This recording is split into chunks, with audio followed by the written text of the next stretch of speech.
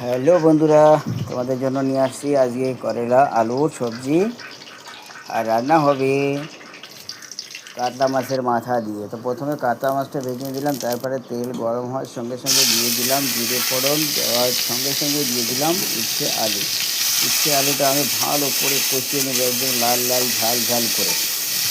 ঠিক আছে বন্ধুরা, উচ্ছে যত তোমরা ভেজে নেবে তত কিন্তু উচ্ছের তিতো ভাগটা কম হয়ে যাবে, তিতো স্বাদটা কম হয়ে যাবে। তা উচ্ছে ভালো করে ভেজে নেবে বন্ধুরা রান্নার সময়। ঠিক আছে, কাঁচা কাঁচা উচ্ছে রান্না করলে বেকায়দা তিতো হয়ে যায়, খাওয়া যায় না। তাই যদি খেতে চাও তো এইভাবে করবা, আমার মতো রেসিপি।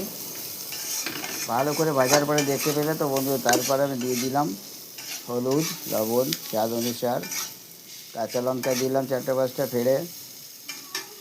আবার একটু লাল লাল ঝাল ঝাল করে ভাজলাম, ভাজার পরে দিয়ে দিলাম জল, তারপরে দিয়ে দিলাম মাছের মাথা দিয়ে হবে উচ্ছের তরকারি, সেই স্বাদ। এইবার আমি ঢেকে রাখবো 5-10 মিনিটের মতো। আর সাথে এটা ঢেকে রাখবো, আর সাথে আর একটা রেসিপি করব, আলুর দম। তা আলুর দমটা আমি দেখতে পাচ্ছ বন্ধুরা, সিদ্ধ করে নিয়েছি আলুটা প্রথমে, তারপরে জিরে ফোড়ন দিয়ে দিয়ে দিলাম সিদ্ধ করে আলু। হালকা করে লাল লাল ঝাল ঝাল করে ভাজবো।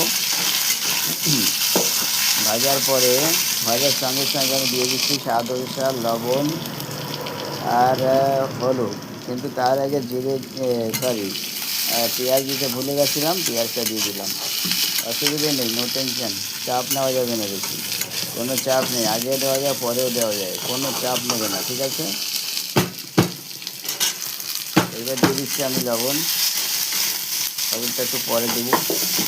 তারপরে বেটে রাখা মশলা দিব, আদা, শুকনো লঙ্কা, তার মধ্যে থেতো করে দিয়ে দিচ্ছি রসুন,